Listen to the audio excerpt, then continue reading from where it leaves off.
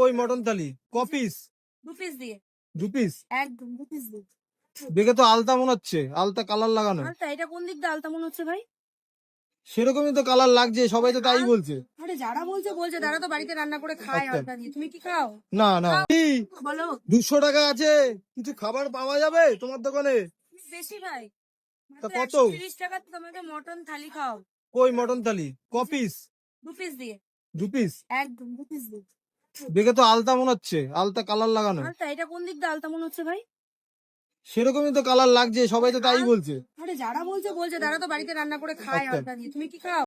না না। খাও না, তাহলে আলতা দিয়ে হবে কোথা থেকে বল? আচ্ছা, এরকম 2 পিস যাবে। মাটন একদম 2 পিস যাবে, আর সাথে শুধু আলু। ভাত? না, ঝোল আলু আনলিমিটেড। সাথে যাবে এই যে তরকারি। এটা কিসের তরকারি? বাটি কুচু আলু আর সয়াবিন দিয়ে আছে। তাই নাকি? হ্যাঁ, সাথে যাবে আলুর চোখা। এই যে এই আলুর আলুর চোখা? চোখা। একদম।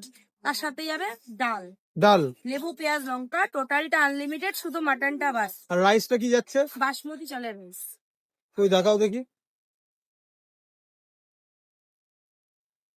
এই যে রাইস, একদম মানে এই টোটালটা পুরো 130 টাকায়? একদম। বিরিয়ানির থেকে কম দামে? বিরিয়ানি নিয়ে তো আমার অভিজ্ঞতা নেই ভাই, আমার ভাতের দোকান, ভাতের অভিজ্ঞতা আছে। আমি 130 টাকায় মাটন থালি খাওয়াচ্ছি 2 পিস দিয়ে।